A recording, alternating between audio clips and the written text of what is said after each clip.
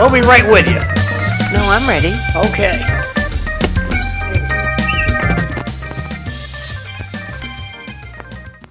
Good morning, everybody.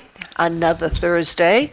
I am your host, Evelyn Thoren, for the next hour on the Dawn Patrol, and then at 7 o'clock, roughly, we do go to Having City Life, and we have John Moses coming in at that 7 o'clock mark. And my co-host, Sam Chase, Bob Hoey. Good morning, guys. Good morning. We'll see what kind of trouble we can get ourselves into, hopefully none, in the first hour. John McDonough is behind the camera, sometimes on the camera. It's awesome. Yeah, you have to tell everybody on camera. Yeah, he already ate the banana bread that I brought, so he liked that. Maybe he'll try the other thing that I have, and we'll talk about it. See, Evelyn brought these in. This banana bread, what's the other guy? Baked apple fritters. And, I'll Baked tell apple you, fritters. banana bread, over the top, very good. Now, Sorry. Anyway, there's a lot of good stuff in it. As bananas. Well, yeah, there's bananas, It's very tasty, I don't care what's in it, it's very tasty. and it does matter whether or not they're overripe bananas or sort of ripe. People say, what's in a Reese's peanut butter cup? A smile. Well, I could have put chocolate chips in it, but I didn't. Anyway, there's a bunch of stuff in it. It's really good. Just trying to use up the stuff I have so that I don't waste it. Anybody want to know what to do with banana peels? Not that you this early in the morning that anybody is thinking about that, but if you soak them in water or you boil them down, cool it, and then you can dilute that and put it on your plants, loaded with all kinds of great stuff, including potassium for your plants. So. Not to be wasted, and whatever's left over, you just throw it in your garden, cover it over, and it'll decompose. so Keep it out of the banana landfills. Banana peels are good. You can eat banana peels. Oh, sure. We choose as a culture not to do that. You can eat frogs, too. I know, I had an aunt that always went out and caught the big, huge bullfrogs. I think the animals, when they eat bananas, don't peel them, right? They just eat the whole thing. I'm assuming. I don't know, I've never really watched any of them eat Yeah, them. I would guess that they don't, but Right, and now that, what's a new thing that they've got? Banana flour. So I'm assuming that they take the banana peels, dry them, and then grind them all up, and banana flour. And you can look it up, all these nutrients and what they're used for and how great everything is online.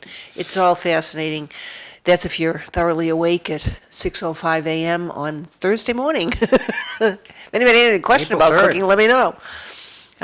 It will be interesting. One of the things that I had been talking about was the Arts Technology Education Fund. That's in Chelmsford, and we had 3 applications this year. that's it? Yeah. I think we had 3 or 4 last year.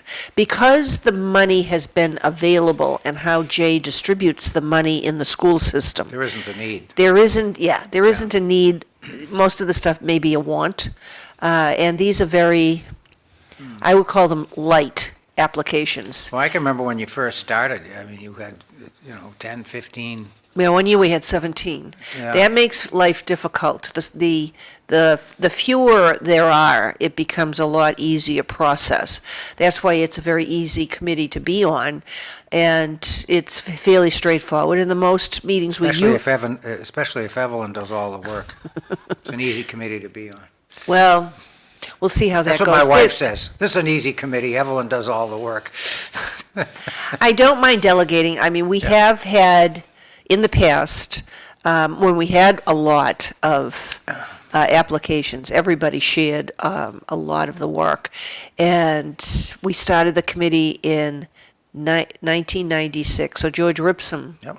got up in remember that. January at the Board of Selectmen and presented the concept.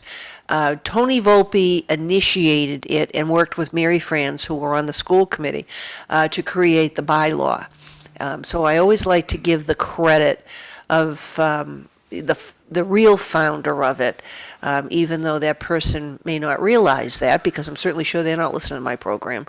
But there was a lot of work that was Mary's done. in Tingsboro, she might be. Yeah, well, anyway, if you are, I certainly try to give everybody the appropriate credit. It's not always reciprocated, but I think it's appropriate to do that. So it's only for Chelmsford. Any of the communities that you see listed at the bottom of your screen, or if you're listing from someplace else, you can create one of these types of, it's like an endowment fund.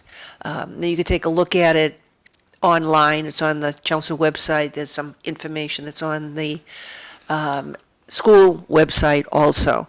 So if anybody's interested in your listing, you can always text us or call us at 978-808-8200, or ask John questions on Messenger on Facebook, so that we can get that information out. So I just wanted to talk about that. But there's a lot of interesting things going on.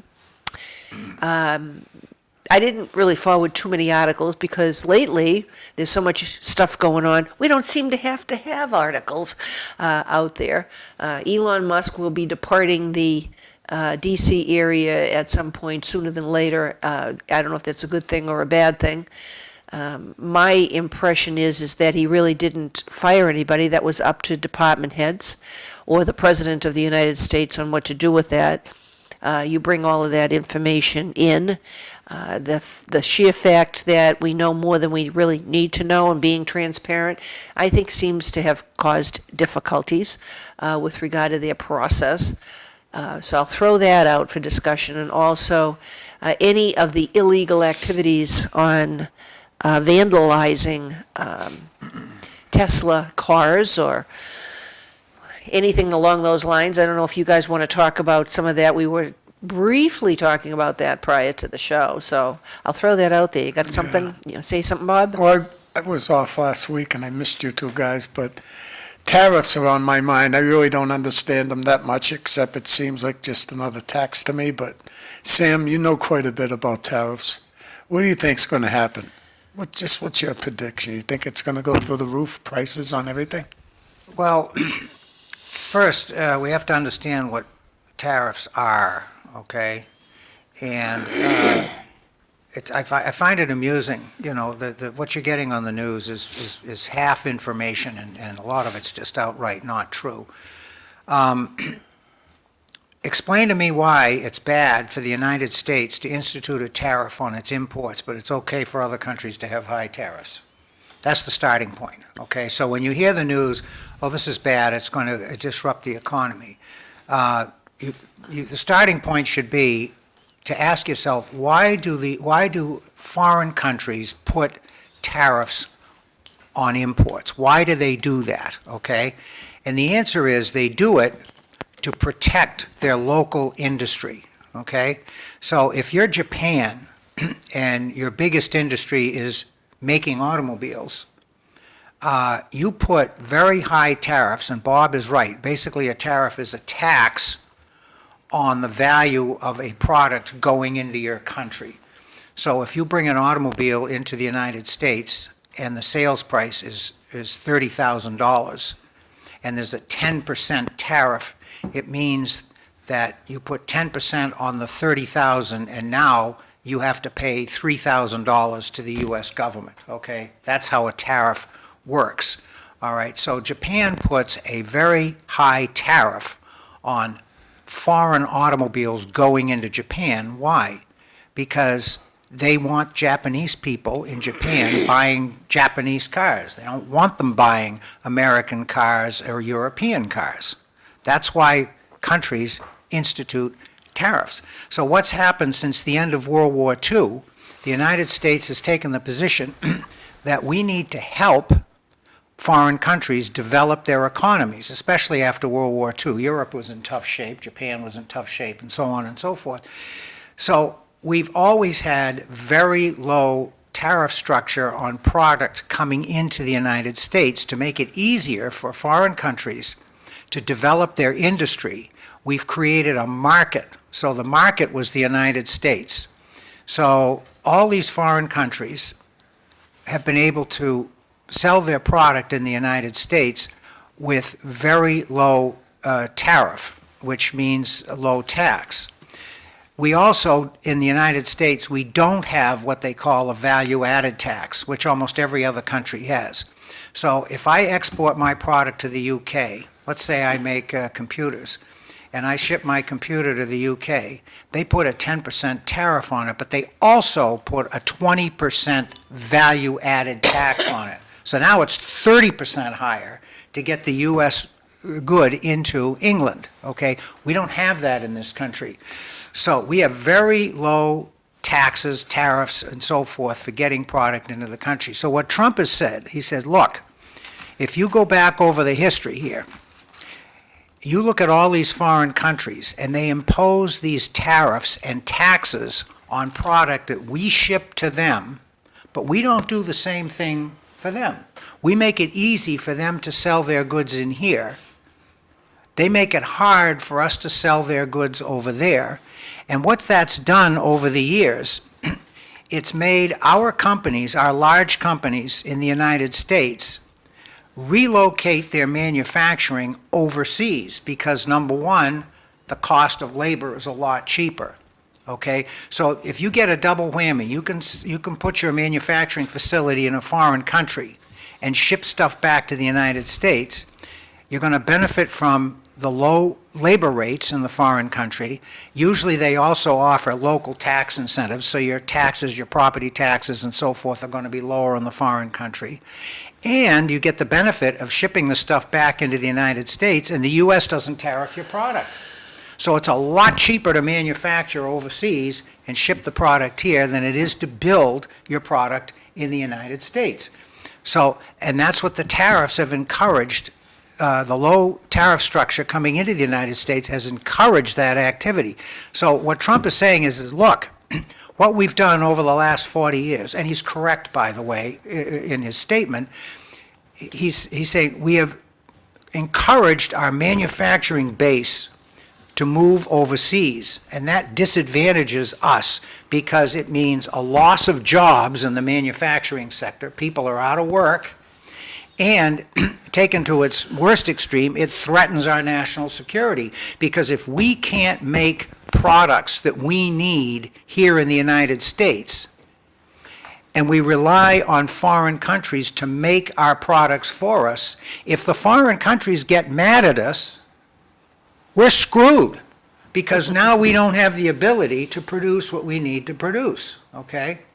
So that's the basis of what he's trying to do, okay? So the theory is correct, okay? But people are questioning the implementation, okay? Because what he's done now is he said, okay, effective this date, which was yesterday, bang, this is what we're going to do. Now, this is going to be disruptive. There isn't any doubt about it. Because at the end of the day, if you put a tax on product, remember that the consumer of the product pays all expenses, which is why I laugh when they say raise taxes on corporations. Who do they think is going to pay that tax? The corporation? No, it's the person who buys the product. Okay? Oh, that's another topic All right? we'll talk about. Yeah, but that's what I'm getting at. That was on my list. That's what I'm getting at. Okay, so if you put a 20% tariff on product coming into the United States, then the person who buys the product is going to pay that 20%. Now, it probably won't be 20% because what will happen is the exporter in the foreign country will, in order to soften the impact of the tariff in the United States, he will probably lower his selling price. Okay, so instead of 20%, maybe now the importer is going to have to pay another 10%. But still, it's going to be an increased cost, okay? So yes, if we're sourcing products almost exclusively from overseas that we need to buy, yeah, prices are going to go up. There's no doubt about it, okay? So what the president has done is he's put a process in place which is a long-term strategy, okay? The problem is Americans don't do long-term very well. No, they do it from yesterday. We are short-term people, okay? We do not like to undergo pain now to avoid, to get the benefit later. That's not what we do. We are very short-term people, and it'll be interesting to see what the reaction is. If this doesn't work, okay, if this doesn't work the way the president says it's going to work, then the Democrats will take the Congress in the midterms, okay? That's what's going to happen. So he's rolled the dice on this one. Right, but the other We'll part. see. We'll see Yeah, what happens. but what has already happened? Did I answer your question? Yeah, a Okay. little bit. Buy American right now, there's not a lot Well, of yeah, things. yeah, I mean. Well, Other that's what he's things we trying to make. get people to Yeah. do. And that's the whole point, you know. What he would like to see is he would like to see the manufacturing base build up in the United States where we get to the point of self-sufficiency so that we're not relying on foreign countries to supply our basic goods. And I agree with that. That's absolutely right. And he's also right, in my opinion, when he says it's unconscionable that our politicians have let this happen over the last 40 years. It's absolutely irresponsible and unconscionable, and it has to be fixed, okay? And in order to fix it, the way he's doing it quickly like this, it's going to involve a short-term pain. There's no doubt about it. And we'll see if Americans will tolerate that. I have my doubts. We don't, as I said, we don't do long-term very well in this country. We don't. Right, but in that Yeah. short-term thought process, that the Democrats know that, and that's why they will fearmonger the people in the country by basically saying none of this is going to work, and I mean, talk about negativity. Nothing's going to work, and it's going to impact you. It's just another tax, which tells me they don't know what they're talking about. Now, John put up a slide on the percents that Canada charges us. Now, people are not doing any research. Why do they do that? Why does Canada charge those high Well, tariffs? the media, I want to also bring up the fact that the media doesn't want to show the Trump chart. You can't find a picture of that anywhere. No, they don't. I They got don't. that off a video. No, they don't. Comment from the audience. When will the people realize NAFTA was a bad idea for both sides? Well, thank you, Marty Mann. Everybody thinks Marty Mann's wonderful. Marty Mann was the deciding vote to get NAFTA in there. But both It was a sides bad of idea. the political aisle were on board with it. The politicians, have become Yep. the American mafia. Their souls have been sold to the Well, highest bidder. as somebody who, as a professional, had to navigate the NAFTA agreement, it was awful. It was just awful, and it was overly complicated to understand and administer. And NAFTA was put in place by the automobile industry, okay? NAFTA was heavily lobbied by the big three in the U.S. and Honda and Toyota. Those five big auto companies lobbied the U.S. government to get NAFTA because they wanted a situation where there were no trade barriers or tariffs between Mexico, Canada, and the U.S., so that they could manufacture their vehicles in Canada, they could manufacture them in Mexico and the parts and so forth, and they could move them cross-border and with no tariffs. So NAFTA was not something that was done for economic purposes generically. It was a program that was conceived and lobbied hard by the automobile industry. People need to understand that. Right, but okay? it also goes back to the statement that you made, that a lot of people aren't paying attention to, is that the reason they did that was because the reverse, manufacture in a different country to send to us, we didn't have the tariffs, so they were benefiting by Correct. selling within the country. That's correct. And a lot of people don't realize that. That's correct. When Clinton implemented all of that, I mean, I wasn't paying attention as much as I currently am, but I had said to Glenn, this is a very bad idea. This is going to come back to bite us, and basically it has. The slide that John put up as far as the percents in We're terms going to go of, to that in a second. Good morning. How about the book by Ron Kane? the White House Chief of Staff from 2021 to 2023 now says Biden was out of it mentally. Who was running the country? Well, maybe somebody will look into that. So I guess Simon Cataldo So- was right. We were being lied to, right? Oh, yeah, well, Yeah. that's true, and we've been lied to Well, quite a when can you tell a while. politician's lying? Yeah. Yeah, Well, but how often do you get a Democrat like Simon Cataldo that actually publicly says we were lied to? I give that young man a lot of credit for being honest, okay? Well put. Yep. So Evelyn, over to you Yeah. about Canada. Right, well, I was interested in this simply because I didn't know that we got orange juice from them. And peanut butter was No, something. we're selling them orange juice. And when we sell them orange juice, that's the tariff they put on it. Okay, so this is stuff going into Canada. These are the tariffs that Canada. Okay, I thought it was the other way around. Canada imposes on Look at our that chicken, product. 263%. So look at the first entry, chicken, 263. So what that says is the Canadian government has taken the position that their local chicken farmers need to be protected, and they are not going to compete with foreign chicken coming into Canada. That's Bobby, why they have a Market basket, 263. that cooked chicken you get. How much is that cooked chicken? I bought one yesterday, actually. $4.99. $4.99. Or It's $4.69. So It's the best that deal in the same world. that same chicken in Canada at Market Basket says $12, Well, depending upon maybe 16. where Yeah. you go in the United States, it could also be $12 here, the same chicken. So when I talk to my sister who lives in Florida, and she tells me some of the prices in Publix and different things down there, the same items that we're getting for the $5 here, like the chicken, is $12 down there. If you go to, even in New England, if you go to, say, like Stop and Shop, unless they have a special, their chickens are more. I haven't compared the taste or the quantity or whatever you want to do. Have not done that comparison. The weight, how big a chicken is it? But the best value you can get if you want a deli chicken is Sam's Club, because the size of their chicken is like an oven stuffer roaster from Like a Purdue. turkey. And it's really a juicy chicken, and it's not highly spiced. But anyway, After listening to Sam, Evelyn, and looking at these numbers, I say that's Canada just taking care of themselves. It's exactly right. but every country does except us, and that was the And point. The other thing is, I listened to Trump yesterday.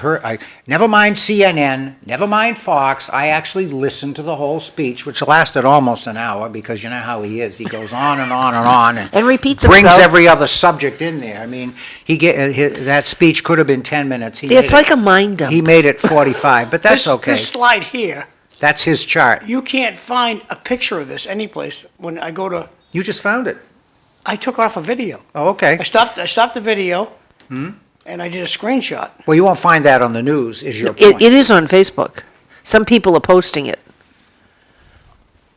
Well, I haven't seen it, Ev. No, so it's when you okay. see I'm it- only letting you know. I didn't mean Thank it as a criticism. Well, you know what I'll do? I'll put Google up, and we'll see if they put it up now. I Yeah. just looked. Okay, Well, I don't think that they did. We'll go to Google.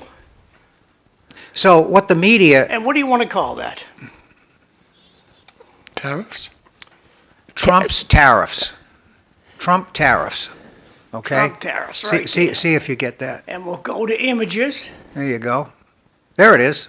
Yeah, And that's the Guardian. I want the whole square. They want the All whole I have thing. is like Oh. little dinky pictures of it. Okay, I got your point. So what the question that needs to be asked to these media people, Why are they covering this up? Go the up. question is, why is it okay for foreign countries to have high tariff rates, but it's not okay for the U.S. to We're impose going to go with what we got tariffs? for now. That's We'll the look question. later. What do you think the answer would be if we asked them that question? All China has to do Mm-hmm. is say, America, we will charge you no tariffs. That's it. That's what he said. That's it. It's a reciprocal. It's not being reported, though. No, generally speaking, it isn't. I mean, if Trump was here, can you imagine if he's sitting where Bobby is, Trump? You wouldn't get a word in edgewise. I know that. I mean, I like the guy, but boy, can he talk. Oh, it's ridiculous. Well, it's like a mind dump. That's what I was looking at. But Yeah. here, let's just go over. So China charges 67% for everything we send to them. Well, not everything, but a lot of things. All right, Sam, take over. What's going Yeah. on here? No, but no, you're doing fine. Go ahead. They don't tariff everything that goes into their country, but they tariff the major goods that go in, okay? So the way tariffs work is you have the tariff schedule of a country is a book this thick, okay? This thick. And it lists every blessed commodity known to mankind, okay? And it has, I think it's 6 columns, okay? So depending on the product and where it comes from, because tariff is based on country of origin, okay? You have tariff rates that apply. So goods coming into the United States might actually have 5 different tariff rates, all depending on where it comes from. And you can see it here in this chart, all right? Yeah, because That there's no shows you that, consistency. all right? Yeah, because it depends on So, the economic situation in the Most receiving stuff- country. Most stuff coming into the U.S. prior to this is either 0 or very low tariff. And you because- also can see that sometimes it isn't dependent upon the items, which we saw in the list that I put up, that it wasn't my list. I was surprised in Cambodia, 97%. Right, but it depends on the economy of the country it's being sent to, because that's how they're making Correct. some of their money economically. So it's not always dependent on the Now, item. This Switzerland, 61%. this tells me, looking at the second entry there, European Union, because I am familiar with some of the tariff rates, he's showing it at 39%. I think that this list includes VAT tax, because most of the duties going into the European Union are not as high as 39%, they're lower, okay? They're in the 5 to 15% range. So I think this also includes other taxes that countries might impose. Well, In the Sam, case of the respectfully, I Euro- disagree, because Trump knows they're going to pinpoint all this stuff. Yeah. He doesn't want to be proved wrong. Well, no, I don't think he's wrong. It's just that, and actually, this is more accurate, because if including the VAT tax, what you want is you want to have the total, you want to know what the total tax is for the goods going into the country, and that's what this is. So I'm pretty sure that these would also include VAT taxes, all right? And what he said yesterday, and you can see it from the chart, he said, look, he said, if they have a total import duty structure of, like China, 67%, we're only going to do a reciprocal half. We're only going to charge them half what they charge us. He said, we're going to be nice to them. That's what he said, all right? We're only going to charge them half. So if you go down the list there, you can see that that's pretty accurate, all right? So roughly what we have in the yellow is about half of what the other countries are charging us. Comment from the audience. Also, the auto union workers in the 80s, GM, Chrysler, Ford, wanted $80K a year when Toyota manufacturers were making $40K a year. NAFTA was a union buster. That is part of it. That is a totally correct statement from the viewer. He's absolutely right. Well, that's always been an issue. with Anything the else you want to union. highlight here? You know, all I want to say is, when it comes to automobiles, it seems like the unions in our country are for what Trump's trying to do, but we have to make a better vehicle, because all the people I talk to, they just think Japan is the country that makes the best vehicles. So no wonder they're protecting their own, you know, that's just my gut feeling. Yeah, We well, have some of to- That's part of it. Yeah, That's part and of it. some of Japan's autos are made in the United States. They have, Most of them that are yeah, sold in they're this not country. coming in from overseas. The issue that they currently have is the fact that they're bringing in auto parts from overseas, and those are going to have a higher tariff, and the work like that. But one of the things that we didn't talk about yet, when my mother used to send a package to a friend in England, she had to put a value on it, because when they picked it up, they had to pay a tax A VAT tax. on what You still she do. sent in as a Yep. gift. You still do. We been- just shipped some creamery remains to England, It's been that way for and they 50 want to know the years. value. Right. And that's what they do. It's called an ad valorem tax. Ad valorem is Latin for on the value, okay? So when you export a product from the U.S. to another country, you have to provide what they call a commercial invoice, and you have to state the value of the product as sold in the foreign country, not your cost, as sold. And they take that value, they add transportation cost to it, because that's a cost of getting the good overseas. They add that, and that total is what they tariff. So if you sell the item for $100 into the UK, and it costs you $5 to ship it, then you tell the people in the UK, this product has a value of $105, and that's what they put the tax on. Both the import duty and the value-added tax, okay? That's how that works. And usually if you get an economic degree, you should know what tariffs are, because you're dealing with economy. You know, you have AOC that claims that, I think she said she has an economic degree from Boston University. Well, if she does, and if I'm incorrect, let me know, then I don't think she knows a whole lot about she the doesn't economy know or GNP or any of this She stuff. doesn't have the technical thing. If you study economics in college, you will get a 30,000-foot overview and a few mentions of tariffs, but you're not going to get into the weeds and understand exactly how it works. You have to actually work in the industry. You have to be an exporter or an importer and have that information to really understand how it works. But I was very surprised when my mother had told me, and I'm going back, 30, 40 years, that basically her friend said, don't send me anything, it costs me too much money. Right. Because they didn't have the money to get the gift. So a lot of people, unless you have friends you're sending stuff to overseas, to any of the other countries, you don't have a clue. And again, we're looking at a program that is put in place for a long-term fix. Right. And when you have the mentality that I need to have gratification yesterday for what it is I'm anticipating today, then this isn't going to work. That's my fear. This is a long-term program, and we are a short-term people. Yeah, they expected. That's my issue with this. And they expected that, Right. Trump would wave the magic wand on January Yep. 20th, and on January 21st, inflation would be down, and gasoline prices would be down, eggs would be down, everything would happen. He had a magic wand. And he shouldn't promise what he couldn't deliver, because until you get in there, you may not know the internal workings of why are those prices high. You got to fix the problem. Evelyn, I'm going to read this text and I'm going to bark back at you. We talked about this before. The best man for the job is George Costanza, the import-export guy. What politician delivers 100% of what he or she promises?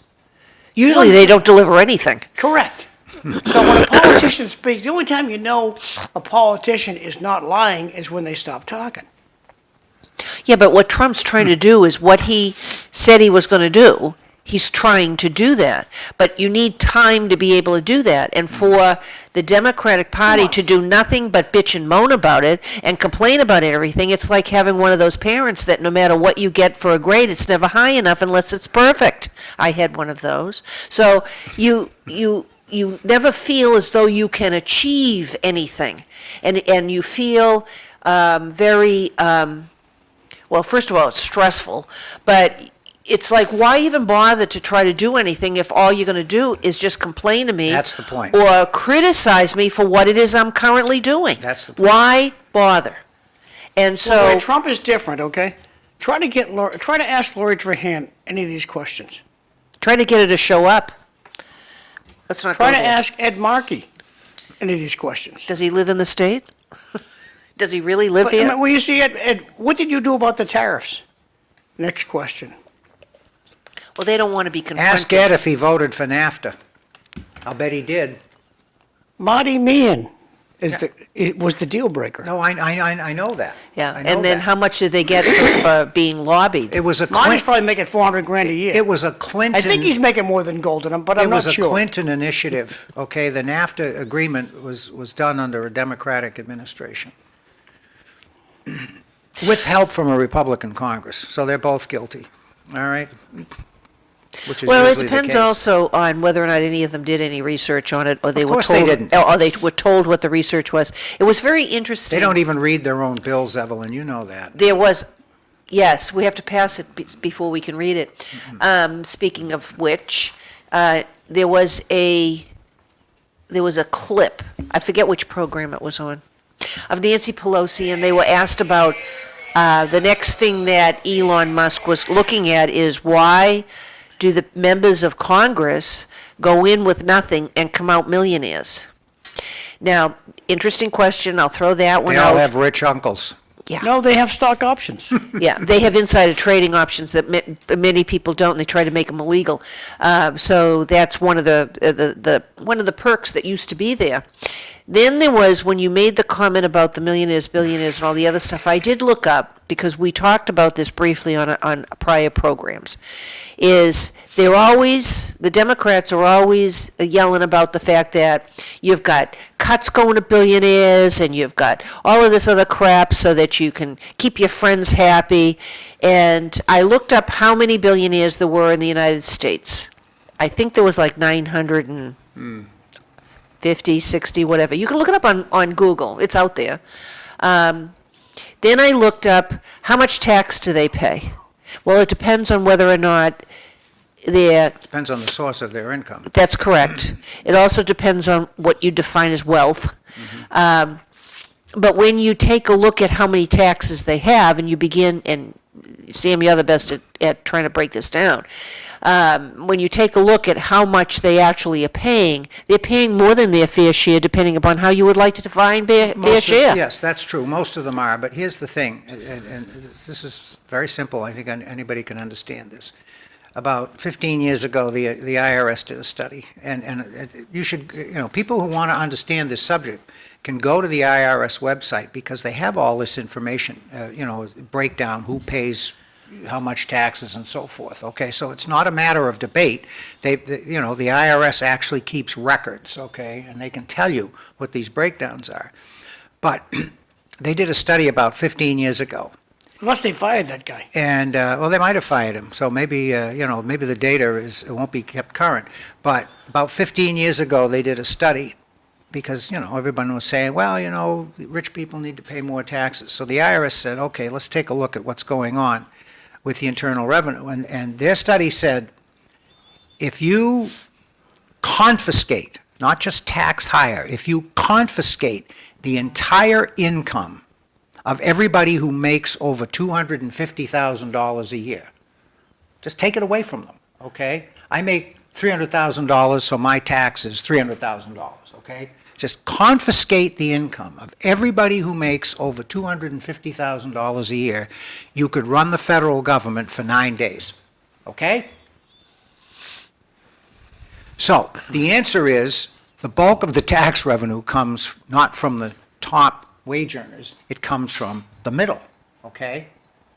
So this notion that if we tax billionaires, if we even double their income tax, that's going to make any kind of a significant dent in running the government is ludicrous. It's not true.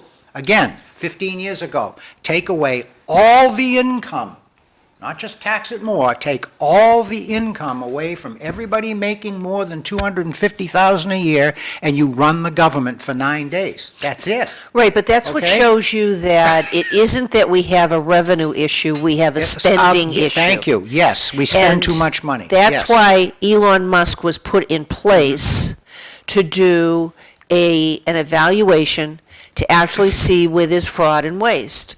And now you have a political party that is, moaning and crying and screaming and yelling and playing songs and singing But- and all the other stuff, because it's going to reveal the spending problem, that they're not fixing anything.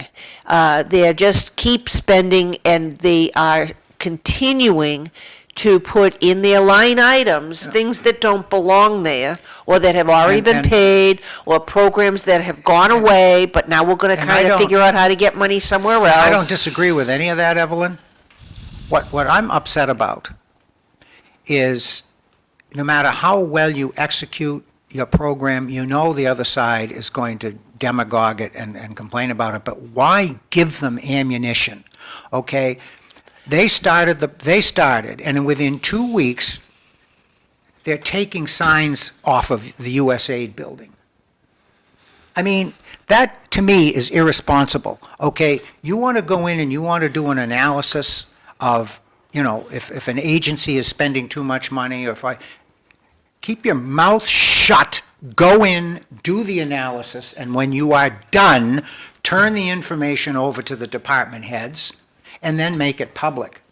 But to approach it the way they approached it, all they did was they just handed the ammunition to the other side. Well, that's Okay? because the It other was side isn't paying very, attention of very what's going on either. poorly executed and communicated.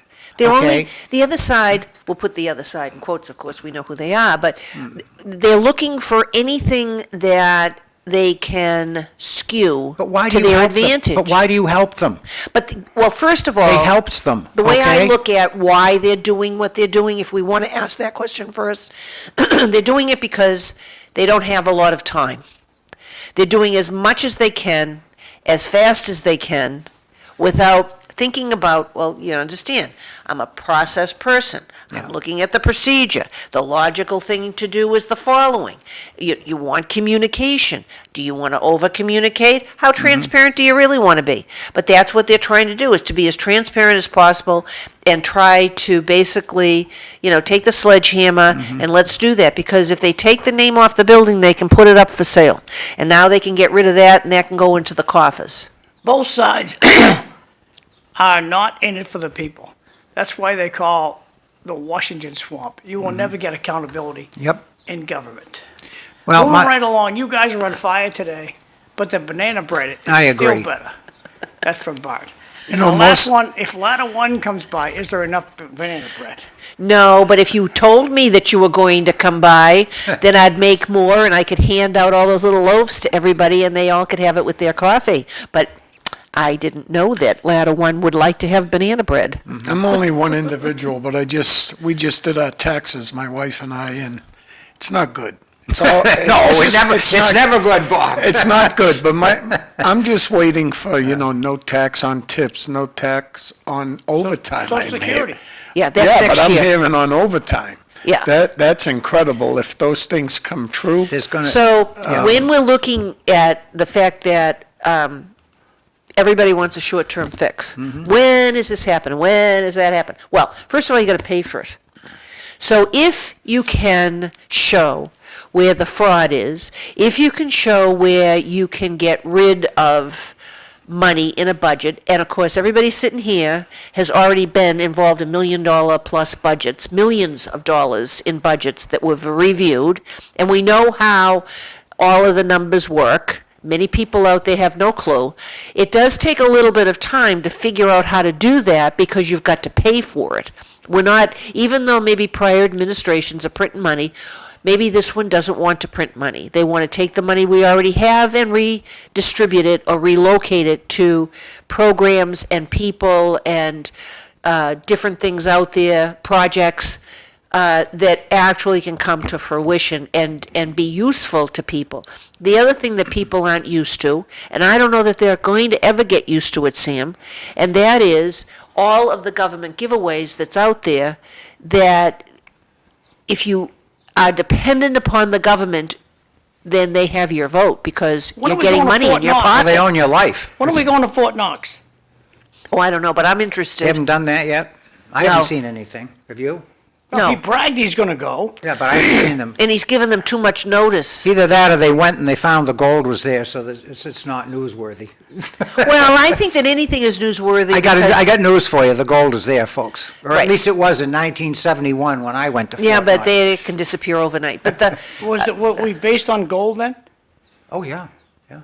Well, since we were not based on gold, It's always been the gold reserve. but didn't they go from gold to silver? That's why you had silver certificates? No. The $2 silver certificates? The metal monetary, the money, let me see if I can say this correctly. Money in the United States historically was gold and silver, okay? Because the Constitution says that the Congress has the power to coin money, okay? Which means put money into coin form. So at that time, money was considered gold and silver. Well, that's why all you right? had 10 and 5, 10, There and were $20 no, gold pieces. there was no paper money issued by the federal government until the Federal Reserve Act of 1913. Before that, the paper money that was issued was privately issued by private banks, okay? We didn't have a Federal Reserve banking system prior to 1913. So the money was always gold and silver. Okay, after the Federal Reserve Act was implemented, now the federal government started issuing paper currency. And the first currency were in fact silver certificates and gold certificates, because money was supposed to be gold and silver, and the paper was considered a money substitute, okay? In 1963, the United States stopped putting silver certificate on the money, because now it's fiat money backed by nothing, okay? And now that now they can create inflation by simply printing money. But before then, the amount of paper that they could issue was limited by the amount of gold and silver we had in our reserve stock. But that's all gone now, okay? Sam, going Yes. forward when we can, Pardon? going forward when we can, let's try to refrain from using the they. To who is the federal government is the they, the local government's the they do this, they do that. I'll be asking, who's the they? Well, most of the Okay. they that we're currently talking about is the federal government. We're Federal not talking government. And about local. I'd like you to say so. Yeah. If we're talking about money, The media throws around they, No, I understand. and it's we. This is what we, our elected officials, Lori Trahan is doing this. right, exactly. And Exactly so right. when we say third, it's like there's somebody in Canada that's doing this. No, Lori Trahan's doing this. Right, so one she of the doesn't other know things that you briefly mentioned was the Constitution. And there was an interesting exchange between two members of the Senate on federal judges, basically decreeing that you can't get rid of people, or you can't, whatever it is that they do. And I was amused. I didn't say anything then. I'm saying it now.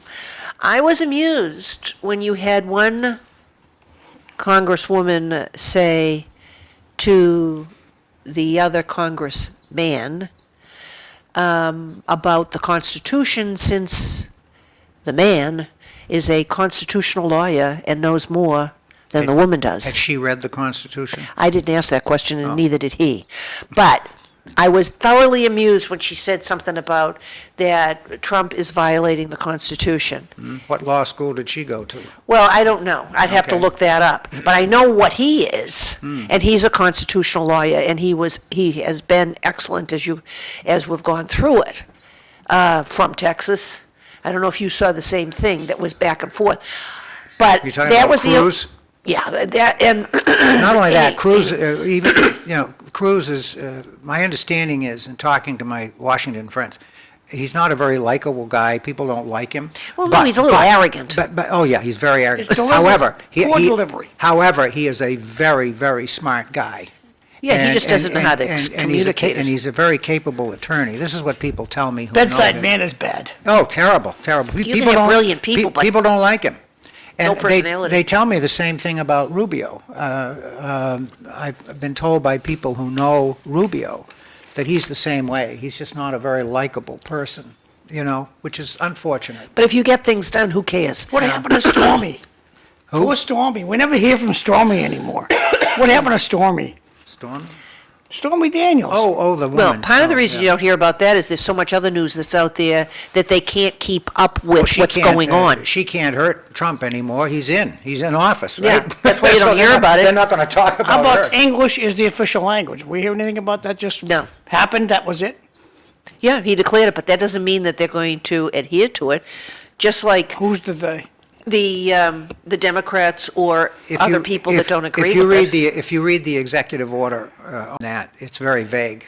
Okay, so it's really. It sounds good. Yeah, it really isn't going to do much, in my opinion. So, Thank you. It's not going to change much. That's why you need a person that says, I'm going to enforce the executive orders, because if people don't know about it, they're not going to do anything about but it. if you read the executive order on the English language, it doesn't mean that state agencies, and I'll just use Massachusetts as an example because we do this, and most other states do it too. They, as a courtesy to the public, they provide things in other languages. Just because Trump issued an executive order, that doesn't mean that that's going to stop, okay? So you're still going to get documents, state documents issued in other languages, and quite frankly, even if you think that's bad, really, you need to do that, because the bottom line is you want people to understand what the heck is going on, okay? The White House put this out on March 1st, and it's not a lot, so I'm going to muddle through it. Designated English as the official language today. President Donald J. Trump signed an executive order designating English as the official language of the United States. The order rescinds a Clinton-era mandate that required agencies and recipients of federal funding to provide extensive language assistance for non-English speakers. The second bullet point, this designation specifically allows agencies to keep current policies. Bingo. Keep current policies and They're going to provide- still do it anyway. Right. Sorry, You John. want to read this? No, go ahead. Go ahead. Documents, provide documents and services in other languages, but encourages new Americans to adopt a national language that opens doors to greater opportunities. Agencies will have flexibility to decide how they will offer services and languages in other. Oh, John Bose is here. Okay, John, be right there, thanks. So, Sam, you want to continue reading this? I'm going to go get you. Okay, so anyway, the bottom line is nothing really changes. Okay, since our nation's founding, English has been the language of our nation with historic documents like the blah, blah, blah. National language strengthens the fabric, yep. While over 350 languages are spoken, English remains the most used. Roughly 180 countries have an official language. We're one of the few that don't. More than 30 states and 5 U.S. territories have already embraced English. Establishing English as the official language promotes unity and so forth.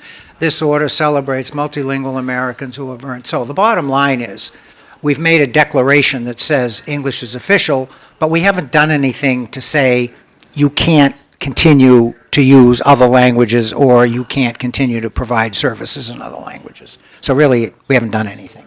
Well, what you did was, Okay.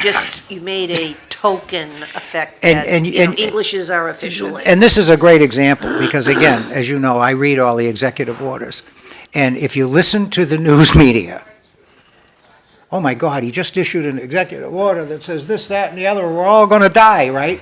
And then you go up on the Federal Register and you actually read the order, you say, what? Is that what they were talking about? Because that's not what it says, all They right? count on nobody So, doing right. research, but. Well, everybody does, Evelyn, okay? You got a board of selectmen that goes into executive session and they do a lot of stupid things, and they rely on the fact that nobody's going to bother to read the minutes, and then they characterize them any way they want. That's typical politicians. They all do it, okay?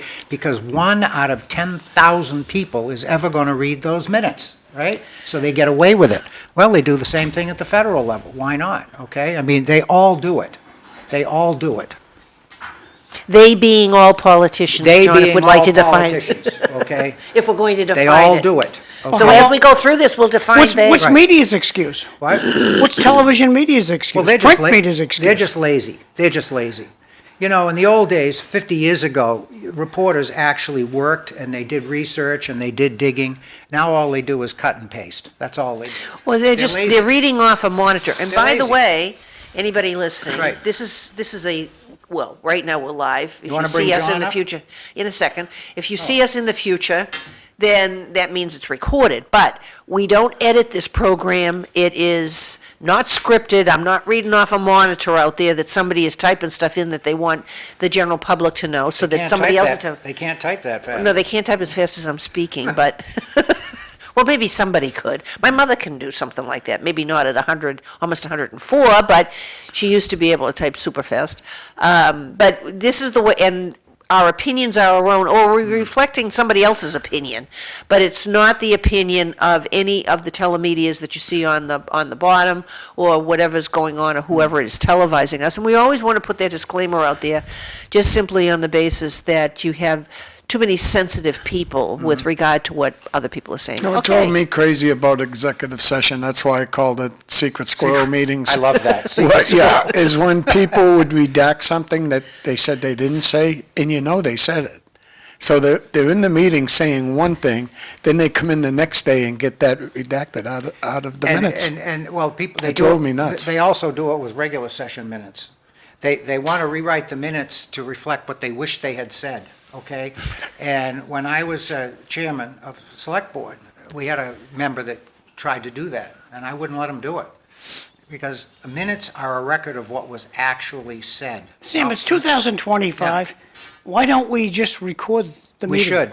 Yep, everything should be recorded. You're right. I agree. So, Take the minutes, when I was toss on the them out school window. committee, Absolutely. Record everything. umpteen years ago, when I was on the school committee umpteen years ago, it was like, we wanted to do the recording, but the problem was, is where do you store all of this information? Because we didn't have the technology to do it in the capacity that you would have to do it. I think they do But the now, key though. piece that I found, not that I enjoyed being the secretary of the school committee, but I was that more than anything else over an 18-year period, is that you do have control, some control over what is printed, because a lot of people don't want to be bothered to do that.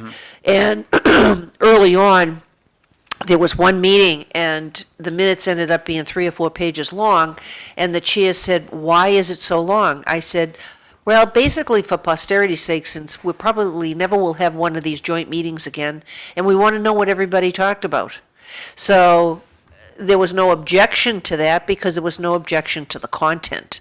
When I did executive session minutes, I didn't have any objection to content either. And people weren't trying to take things out or make them say other things.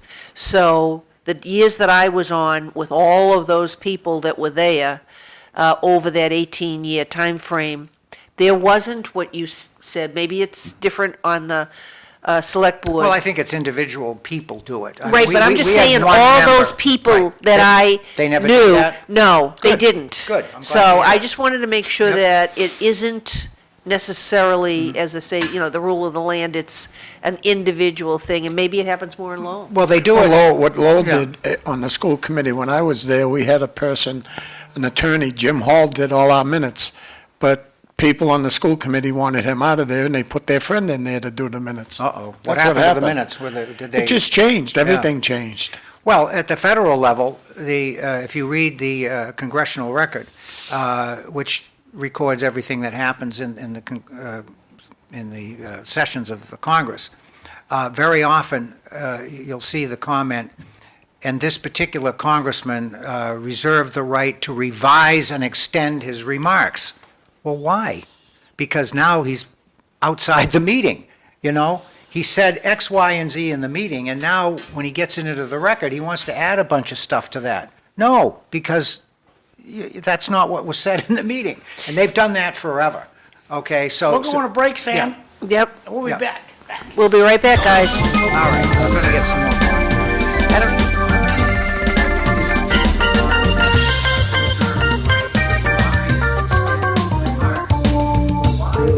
Because now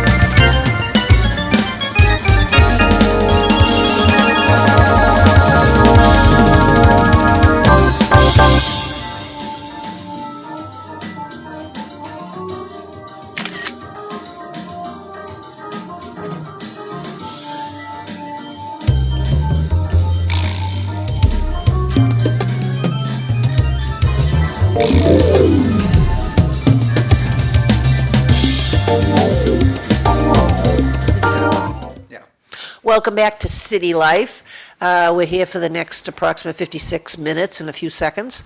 I'm Evelyn Thoren. I am your host for that time frame.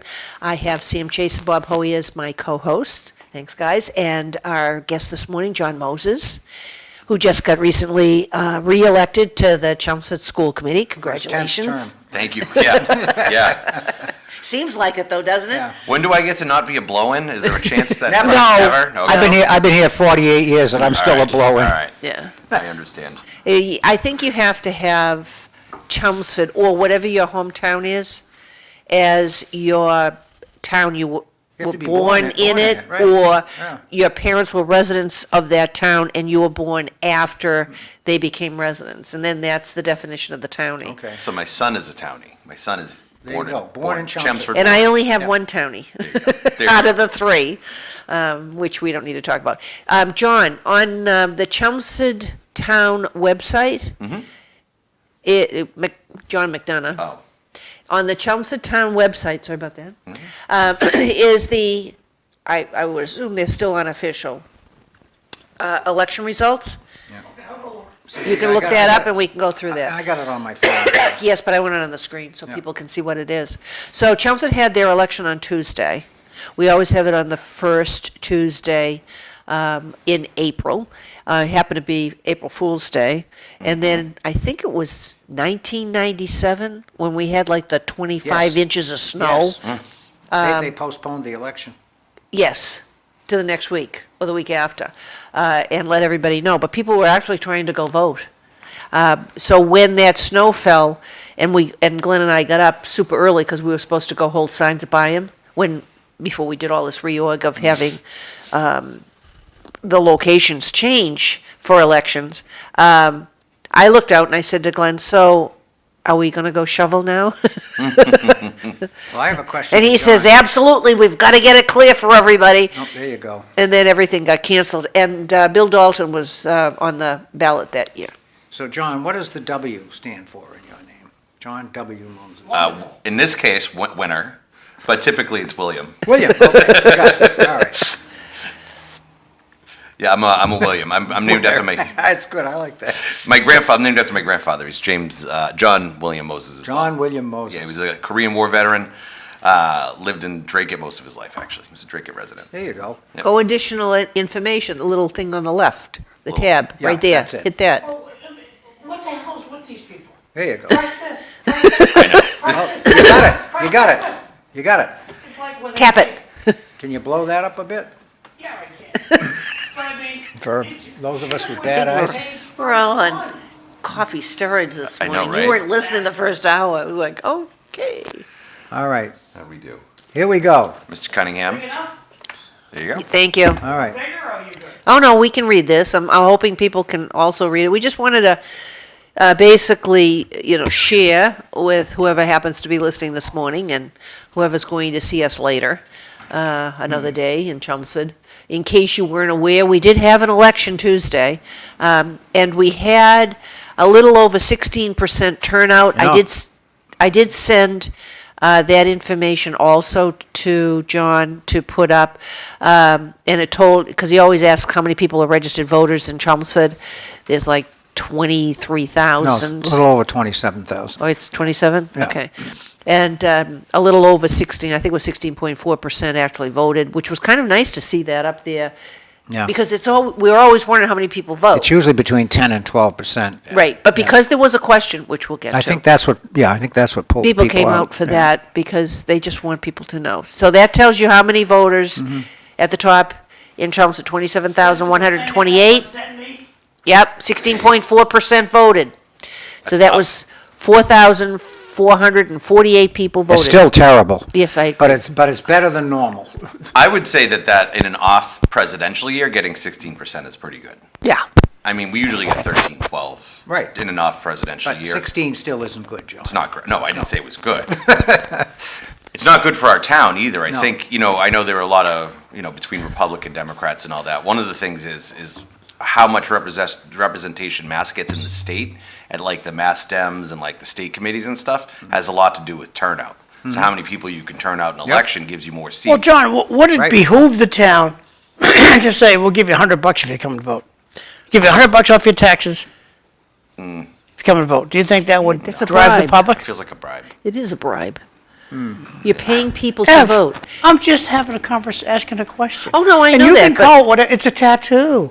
You can call it whatever you want, okay? What do not. incentive, why do we make it mandatory? If you don't vote, we kick you out of the country. So that would cost the town $2.7 million. And they'd get it right back to the taxpayers. No, I'm They'd just get it saying. right back to the I'm taxpayers. just saying, that's what it would cost. Our upcoming election, you'll see District 3 outvote the whole city. One district out of 8 will outvote the whole city. Belvedere, right? Yeah, Yeah. the rest of the city don't vote. That's crazy. Well, in Chelmsford, always been now, that way. we have changed where, that's Lowell, but we have also redistricted. This is District within- 3 Bobby's talking about, that's why I Yeah, put it up there. but in Chelmsford, we also did that as far as having 11 precincts versus the 9. The reason being is that you have a limit on number of people within the districts. So are these people sworn in now? I am not yet. No, No. I Select thought you board- sworn them in the night of election. Now, select board will be sworn in tonight. I'll have mine soon. They, so I'm already in office until the end of the term. Right. But, so I'll be able to swear in before. It's a little easier when you're incumbent. So Dave Cunningham lost, or did he win? When there was no competition. Yeah. So 2 for 3 years, so there's 2 names there. So Aaron and Patricia back with Pat. Wait a second now, this guy, Aaron David Cunningham, Yep. was he on the ballot, not on the ballot? He was on the ballot, Did he win? yes. Okay. Now- But he only, he won because there was no opposition. And Pat Wojcik won because Yes. of no. Pat Woe just won because he's a What are you giant. guys paying these select people? Nothing. Everybody does Ah, you everything get out of what the you pay goodness of their for. heart. We do it out of the goodness Only of our heart. rich people can run. We talked about this.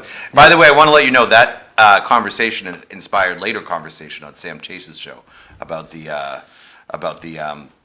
potential for what you were saying there. So Only rich people can yeah, run. rich people can vote.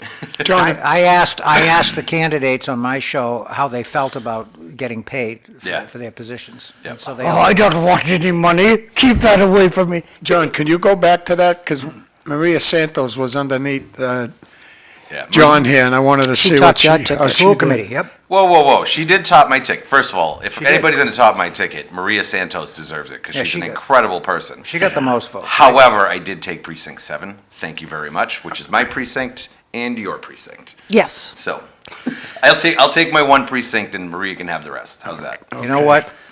If you win by one vote, you're still My in. one vote. Yeah. You're still And I in. essentially run together, right? I think Okay. at this point, whether, again, outside of the federal politics, there's unknowns coming, and I just think people wanted experienced town committee members. I think people wanted to see that. I think people were interested in our views versus Doreen's views. I was glad Doreen ran. I hadn't met her before, and I really liked that she ran because I had a good opportunity to do debates and to talk to people and answer questions, which in an off year, if somebody doesn't run, people don't ask you a lot of questions. So it was a good election season for sure. You know what's good, John? If you look at the school committee race, there are very few blanks Well, scroll right, actually. in a contested race. Yeah. Okay, so that's good. So that just kind of proves what you just said, I Yeah. think. Yeah. We could discuss the, We still gonna stay this?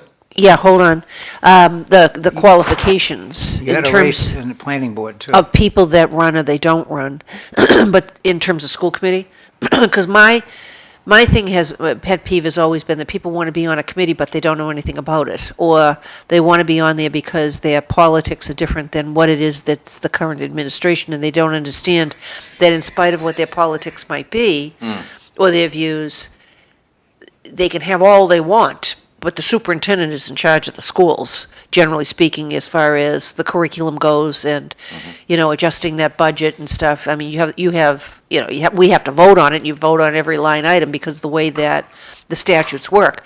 But generally, in terms of philosophy and curriculum and all that other stuff, we have very little we can do about it unless we want to take money And away. what I like to point out is during orientation, when you get on select board, school committee, during orientation, do they actually teach these electees that you direct the superintendent, you direct the manager, and they kind of forget that. They let the manager, or they let the superintendent run the show. So you actually have to get certified in Massachusetts. So when you're a school committee member, you have to go to a thing called, what's the name of it? Charting the course. Charting the course. So you got to go to charting the course. It's a couple days, and you actually go out and they have lawyers come in. They talk to you. You do classes. So they try. I think the thing is they teach you what the role's about. I think a lot of people that don't have experience either in government space or having something where you're taking an oath to something that's not you. I think a lot of people just struggle with the concept of like removing their national level politics. There are things that I definitely disagree with in this administration that's going to happen to the schools, but like you said, what we have to focus on and what we can affect is our local school boards, right? So that's what we focus on, and you can take the politics out and say, we're just going to work here, so. That's why I always advocated for having local school committees and not county or a state committee, because if you believe in the philosophy, all politics is local, then you want to keep it that way, and you want the people in the community to determine what it is that's going on within the school system and their local government, rather than having a state tell you what to do. And there's other places where it just doesn't happen like that, which in the country. Would you tell us what this is? Oh, that's a baked apple fritter versus a deep fried apple fritter. I wanted to try it to see how it is. I'll see if this is better than banana bread. Oh, yeah, well, he already ate the banana bread. Give it a I ate taste. that first thing. Yeah, the banana bread that I made had very ripe bananas in it, which does affect the flavor. And then ground up roasted almonds, and what else did I put in there? Raisins, Sounds like health food. and there's almond flour versus all Like Sarah the... Curland always says, her favorite vegetable is carrot cake. Oh, she wouldn't mind an almond cake See, either. I believe the city of Lowell was moving toward appointing a school committee. If it wasn't for Danielle McFadden coming out this year, because last year no one run for citywide races. Now, And Why I do you just, think that is? I don't know, but she has changed everything from just for coming out, just to come out and put her name on the ballot. no, I think she's changed. She's a very upbeat person. Yeah, so I'm hoping that she tops the ticket, obviously. There's only 2 that you can pick out of 4, and I hope I come in second. There you go. That's all, because what she did is incredible. Because there was a movement to appoint a school committee. I don't in think Lowell. that's a good idea. I didn't No, hear that. neither do didn't I. You want the Well, that's people how to I feel. elect. It's an So opinion show. I think felt Boston, doesn't Boston have an appointed school Yes. committee? Yes. Are there any other municipalities in the state that do it? I don't know. no, I I'd just love to believe we be were able to moving elect that the way. board of directors of the Department of Elementary and Secondary Education. I'd like that to become elected instead of appointed, and then you don't have which kind of goes against some of a certain political party. I don't like using all of the people in think tanks and that have money that can almost buy their way onto committees. I want representation of Well, people. that's the whole point of elected politics. Yes, but but DESI doesn't have an elected board, it's No. appointed. And all of those people are, they're on all these boards of directors and all kinds of stuff. Now, I did sit, Find out if there are any other I don't know towns that they do still have the Digital Learning and Advisory Committee. I should look that up. But that was new when I was on the school committee, and I ended up being on there kind of as a default. Somebody else really wanted to be on there from the Mass Association of School Committees, and the director said, well, we really need 2 names. I said, well, put my name in there. I didn't think I was going to get it. And then I did, and I was like, okay. And then I ended up on something to do with, I think it was Deval Patrick had some kind of a committee at the State House, and I was on that committee. And it all had to do with computers and all this other stuff way back when. But the DLAC committee was interesting because, first of all, I was the oldest person there. And everybody, they were from Harvard. They were from think tanks. I'm sitting there going, I think I'm very much out of place here. However, they did listen. And it became part of some of their policy with some of the things that just on our local level, as a school committee person, I'm going, you got to be careful of this and you got to be careful of that. Because none of them knew any of that because they weren't elected officials. So it's kind of interesting. I don't know if they're, like I said, if they're still around. Am I correct to say the Massachusetts Association of School Committees put you in the Hall of Fame?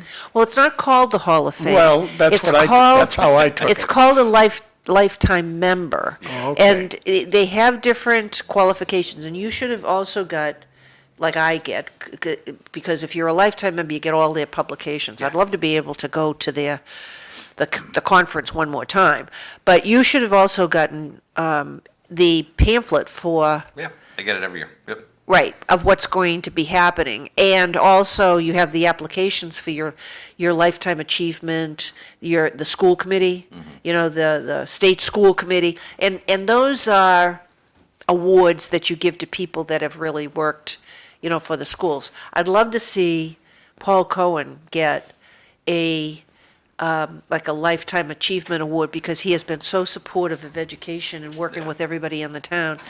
And if that's something that you thought that your school committee would like to see, unless there's somebody else that you're thinking of, I'll work with you on it. No? Because and you can have your other, like say Simon Cataldo, if he did an awful lot of stuff for Chelmsford, we could put his name up for a Okay, Lifetime so Achievement it's Award. not restricted to people who are affiliated with the schools.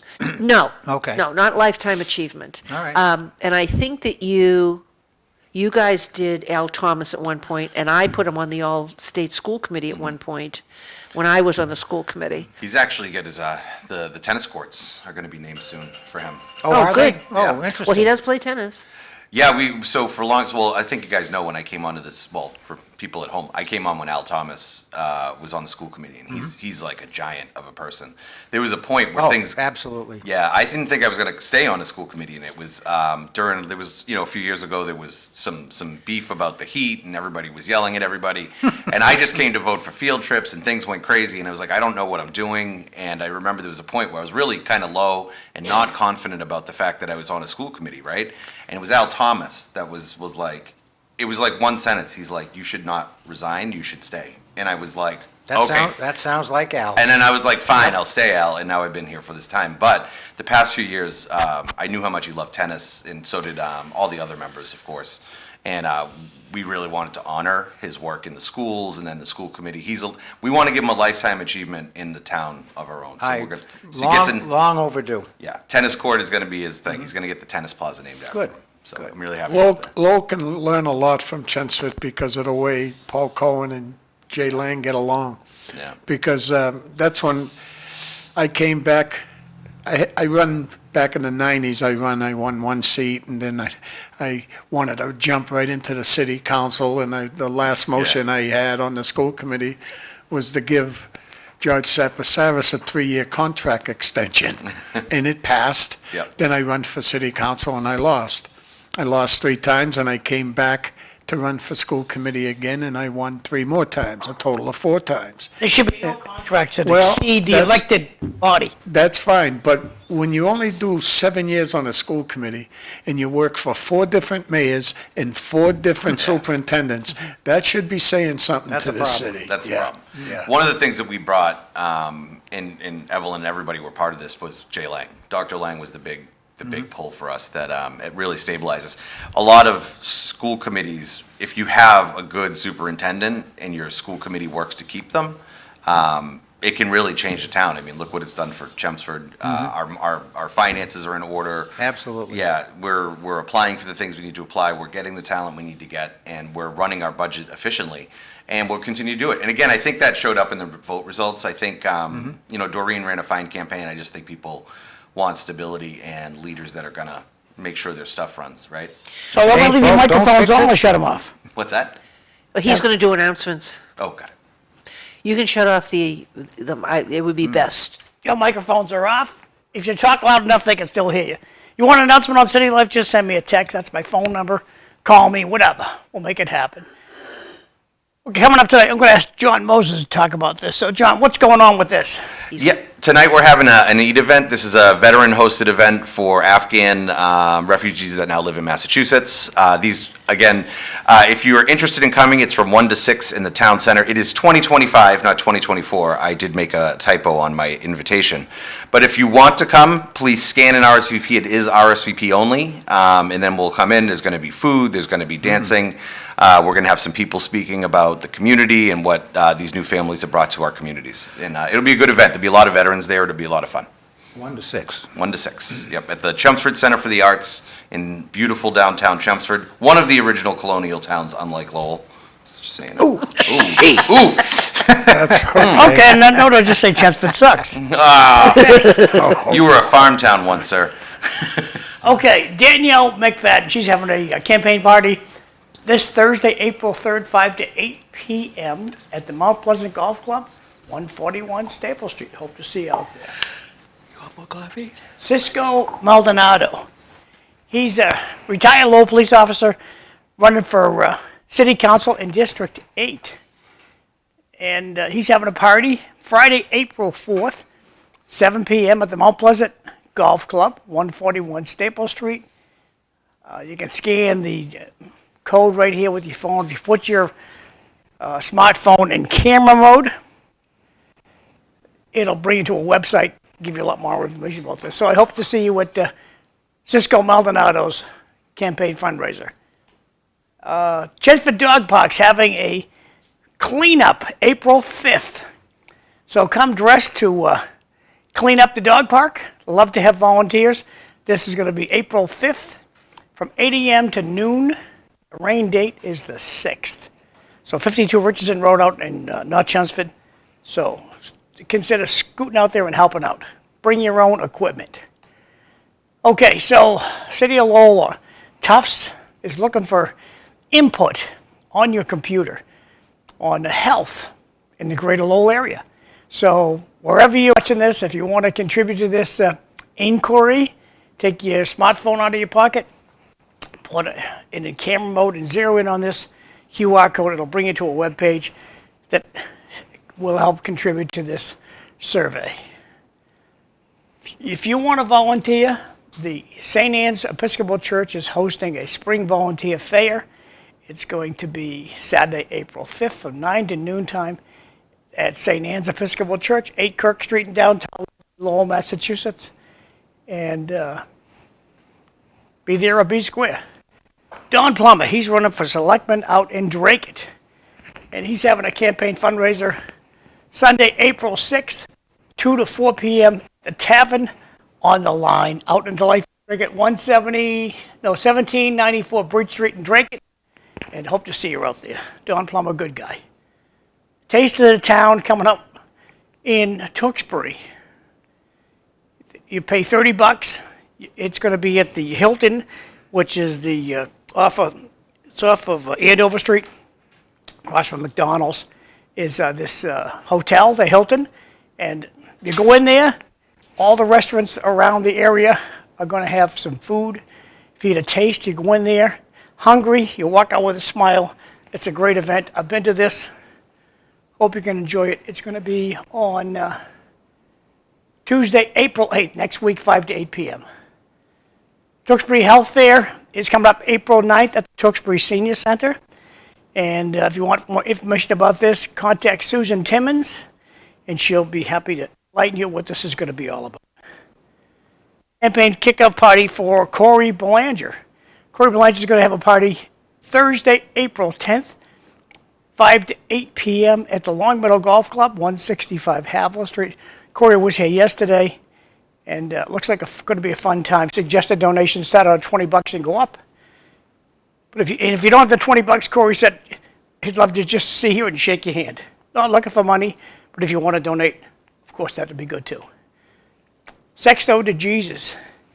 He's having a party Thursday, April 10th. It's going to be his campaign kickoff. He's running for City Council at large.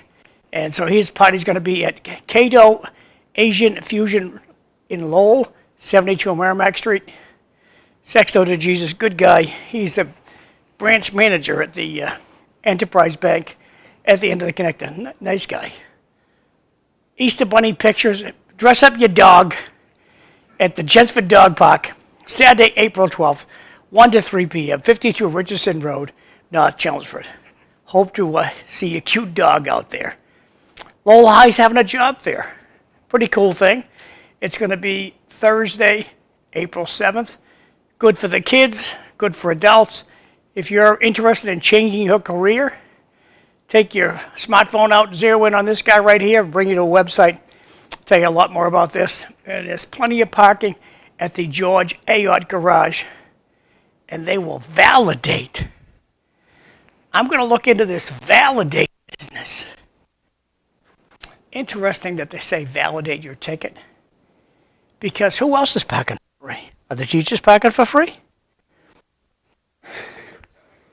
Your mic's off, so this is my little commentary. Okay, so Rita Mercier, she's having a party, April 18th, 2025, 6 to 9 p.m. at 449 Boylston Street in lovely Lowell, Massachusetts. $10 is the donation. You can write her $100. Can't write 1,000, but you can write $100 if you want to. And always a good time. Go, don't eat that day. Show up at 6, and you're gonna plenty of parking there too. I think that's my last one. F. Your mics are going back on. Snowed at the lake. Here you go. Come on, baby, open up. Welcome back.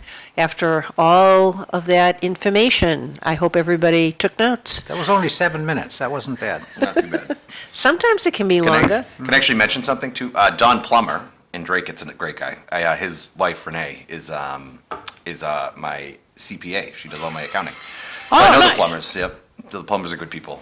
There you I go. heard about this campaign actually because I did my taxes before campaign season, before anybody else. I should have broke that news. So Yeah, what I remember about Don Plummer is he was into high-tech stuff. yeah, he's a tech guy. Bouncing back and forth from California, back to Lowell, always on the move, yeah. Nice guy. So are there any new initiatives that are out there on the school committee that you've championed or that are coming up besides the new construction for a new Parker school? That's a great question. I mean, no, I think right now we're coming out of election season. You know how this kind of like the way everything kind of has its own flow. Right now we just finished the budget a few months ago. We've done some votes for Neshoba. We don't have anything in terms of big programs that really come to mind. I know outside of the high school, the middle school project. We're just reorganizing and trying to figure out what's going on next. We're just going to right now we're preparing a lot, like what we're looking at, what the federal budgets look like. We're doing a lot of that work, but no big initiatives that I can think of off the top of my head. Well, the most important thing is who's going to be chair? It's not it. Not you? Not it. no, Okay. no. So I think I know who I already plan on voting for the chair. Dennis has done a spectacular job. I think Dennis has done more than anybody could have ever asked him. He ended up becoming the chair right before COVID. And during COVID, we made the decision to not change chairs. And Dennis was good at it, and he has taken on this role more times than he probably should have. He is a good chair, though. He's a You're good right. chair. He's measured. I don't know if I'll ever be the chair until my kids get older. But for now, I made the decision a while ago that my best role was to be a member and not the chair. The chair has additional responsibilities, and if you don't think you can give 100% to those, like, you should let somebody do what they can. I agree with you. Yeah. You're right. So I love being a member, though, and I get to vote and I get to influence a lot, and get to talk to the superintendent about problems or things that come up with parents. Also, not being the chair frees you up to speak a little more, which I like. So Well, Yes, the other because thing it's- is your committee is not changing. It's Yeah. the same people. yeah. Yeah, so we have kind of a rollover. Right. So it might be Dennis, it could be Maria. We could have a dark horse. We've talked to Susan about it, and we've talked to Susan. Does she want to be chair? I will let them make those decisions. I've had the conversations. I think there are several people that could be interested, though. I think it's just a matter of, like, how much time do you have? Yep. Like, how much can you put into it? But we'll find a good chair, and I think we'll all, again, it's a very experienced team, though. Like, Maria's on her third term, I'm on my fourth term. Diana's new, but she's super smart. She understands the work, and Sue's been there for a while. So we just have people that understand how to keep things moving. And then Dennis, this is probably his last year. It might be. Yeah, he's been on quite a while. Yeah, he's been on a How quiet. about money? Jay Lang has said on the show a couple of times that the years 25, 26 are going to be tough, and we think cuts are coming. That's Yeah. what I believe's coming too. Yeah. Bobby, I believe that like I believe the forecasters. Okay. Does does it annoy people from Chelmsford when people from Lowell call it Chelmsford? No, Nope, Nope. who cares? that's what the Chelmsford people call I it. call it Chelmsford. All the people from Well, that's Lowell, with two M's, Chelmsford. Chelmsford. Yeah. This guy, Chelmsford. I don't really care. You know what they're saying. The only problem you have when you pronounce it like that is if you're saying something like that and somebody has to print it and they don't know, Right. write it down, and they don't know anything about where you are. They I never can't spell even it. knew that this existed until we moved here and looked for places in 1980, because Didn't I know was what from the existed. Well, I heard, Chelmsford. Oh, I heard on Al Jazeera this morning they were putting a tariff on aluminum. on what? Aluminum. It's Aluminum and steel. Oh, aluminum. She yeah. meant aluminum. Oh, okay. Next text. Did you see all the garbage in Heinz parking lot? Also, all the garbage in the old Joey's lot on Elm Street? Isn't Elm Street where they have a big, beautiful ski bump? Yep, they do. That's going to get fixed in 2026. Oh, Back good. over, and it's a gloomy day outside. You need to drive little Sam or little Evelyn to school today. Leave little John at home. Make that little punk walk. we tend to talk a lot about garbage and trash, okay? jeez. Well, we Well, do. you did a video. Well, I did one of those, yes, but Drake it didn't, they don't want to go up on trash fees. Yesterday was my trash day. I went out with a bottle of water, a banana, and a $5 bill to give the driver because I love our trash guys. I think they do a great job. Good. And in Lowell, we've already have a section of Lowell that they don't even go for recycling no more. They stopped recycling. Really? Yeah, because people do not fill their barrels with recyclables.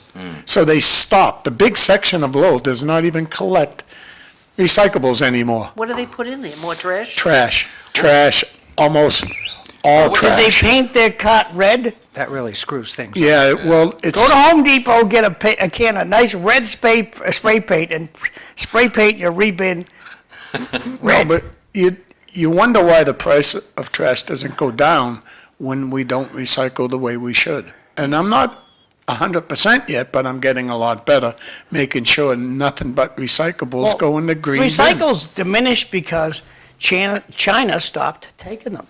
China knocked off importing our Trash. trash. And that's what Lowell did. We stopped taking recyclables in a big part of our city. And a lot of stuff that 20 years ago was considered recyclable is not. They won't let you put it into the stream anymore. No.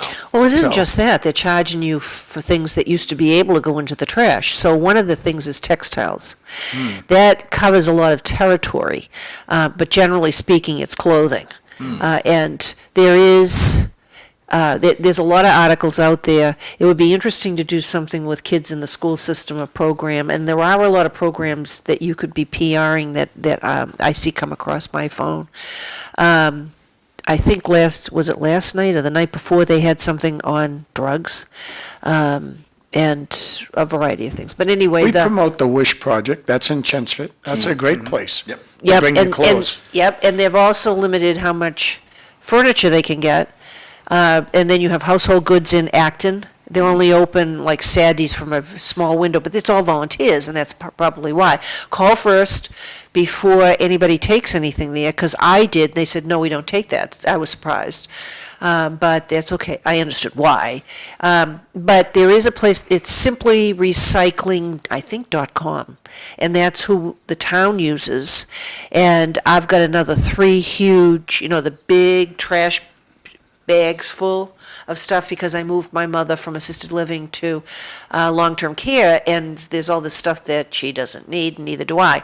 But, and they take an awful lot of stuff as far as textiles go, but there's a lot of different kinds of recycling things that's out there. I don't know if in the school system they have any extra programs to teach kids what they can recycle and what they can't. Part of it's composting. I don't know if your kitchen staff does a composting thing, because you gotta be careful, you can't put meat in it. But that would be an interesting program Why to can't see you if there's put one out meat? there. Because it doesn't decompose. It rots. It doesn't go into the soil well. Things that go into the soil well is what you grow in the soil. That makes Yeah. sense. Understood. Rule of thumb. You don't want bad dirt, John. Can't get bad dirt by putting meat in it. Well, I never knew you can't I put didn't know that meat. either, You actually. could get tasty dirt, though. That's true. The only thing that you could put in dirt that might make a difference would be fish.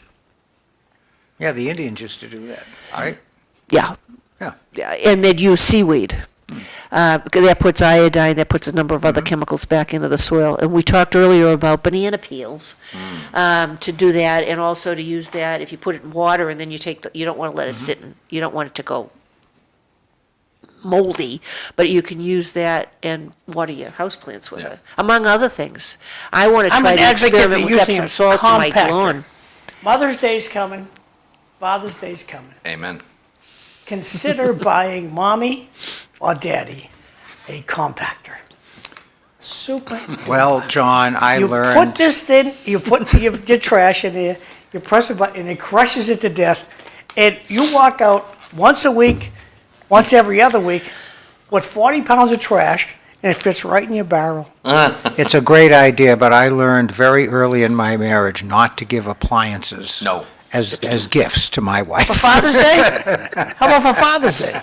You could get it for a gift. I certainly would not give a trash compactor to Cindy. She would. My advice would be not to do that. And Oh, I made the mistake too. Listen, there are mistakes husbands make early on, and Yes. it's usually in your 20s, and I definitely bought her a vacuum. Well, when it's she crossed cheap. it. no. She talked about it. She was like, I love this vacuum, and then I bought it, and she's like, that's not a gift type Well, how of thing. about an incinerator? My wife loves the garbage disposal. Yeah. Absolutely loves it. Is that not a good gift for mom? Well, it's already in my house when I bought it. I didn't have to buy it. Well, So. when it breaks, are you gonna fix it? You'll have to replace it at Yeah, some you'll have to point. replace it. See, I never minded, we'll use that term appliances loosely. They gave me which was a while ago, a Oh, 40th surprise birthday party. 40th? Yeah, my This was 40th. like 2 weeks ago. Yeah, you're funny. But thank you. Your flattery gets you everywhere. Anyway, and Glenn had bought me a 12-inch bandsaw. I was ecstatic because then I could do more stuff. And I remember, we've talked about this briefly in the past. I on the like, show. I What like, about the I like tractor? that long pause she has. A 12-inch Yeah, I bandsaw. Anyway, know. Strategic delay. so I could hear my different friends telling their husbands, don't buy me one of those. Perfume, clothing, Jewelry. Money. jewelry, Anything. Money. dinner, Money's good.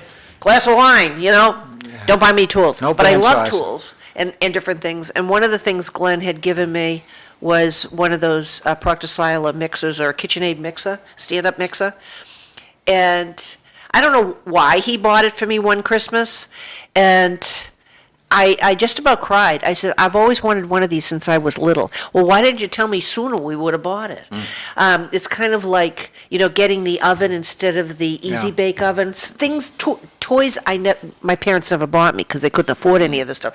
So maybe that's why I like all the appliances and the tools and anything. I mean, and then he bought me the tractor and that was great. I can't wait to use it again. You know, I seen on Facebook yesterday, Dan Rivera running the Coalition of Better Acre. It's a nonprofit that does very well in the city of Lowell, especially when it comes to housing or low-income housing or veterans housing. But my sister started and her friend started Project Compass. Yep. Not too long ago. And they just bought their third property over here on Appleton Street next to Hafner's gas station. That's what I'd like to know, John. How are you doing with your nonprofit? Where are you now? Oh, that was my next How many question. new friends Glad you have brought you it up. picked up along the way and stuff like that? Yeah, I think so. That's a great thing. First of all, I love Project Compass. I've met some of the people over there. They do incredible work too. There's a lot of really good nonprofits around here. We're doing well. Our mission has changed a little bit. Immigration, policy is changing, so we're not bringing in Afghans from outside the country right now, unless they're very specific, certain set of them. So right now, what we've been doing is working on with our, different Afghan families. We brought a family into Newton right before everything changed, so we've been helping that family. We've helped with rents with a few other families, but like today, we're going to have this event, and we're going to, there'll be probably 150 people there. The community has grown really locally and kind of organically. So we've been doing really well. We're in right now. I've been applying for grants, right? So I've made a few grants, I've made a state of Massachusetts grants through the API Commission. I've done a Fidelity grant. The funny thing is, though, is I've never written a grant before, and I've won a couple now, so I keep writing grants. But our big thing this year is we need to really formalize our board. We've been a company, because even though you're a nonprofit, you're still a company. So our nonprofit, the company side, we have to work on our boards, our board meetings. We got to work on like our insurance, CPAs, all of the structural things that actually to run a business. But Afghans are doing okay. They're nervous. I think it's pretty safe to say that a lot of people are carrying paperwork just in case anybody asks for papers. But yeah, I think the community's doing well. They're still happy. I had breakfast with a family the other day, and they're still thrilled to be here. They love the area. They love Lowell. I think Lowell is a great immigrant community. So we have a big year coming up. I think if I get one of these grants, it'll actually put us in a position to hire and really like to start formalizing with employees and really like push out some programs. It's been a good year. John, what paperwork, if I'm not a legal citizen in the United States, what paperwork should I carry? So they would carry like their employment authorization, their asylum like approvals. You would carry. So physically, I have to physically, carry. you carry it. Yeah, you want to carry it. I mean, you can have it on your phone too, but I think most people want to physically carry it so you can just hand it to somebody.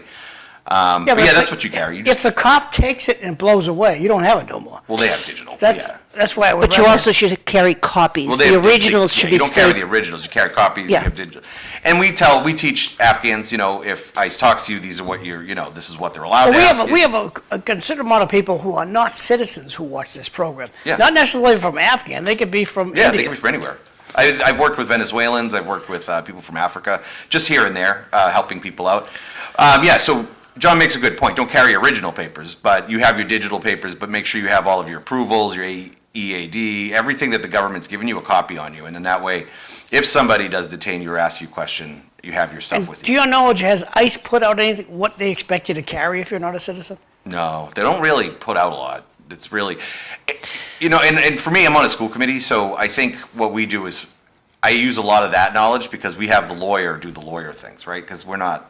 Yep. So. You have Maria Santos also. And we have Maria Santos. She is a lawyer, but I think that's not our role here. I think our role is to make this the best we can.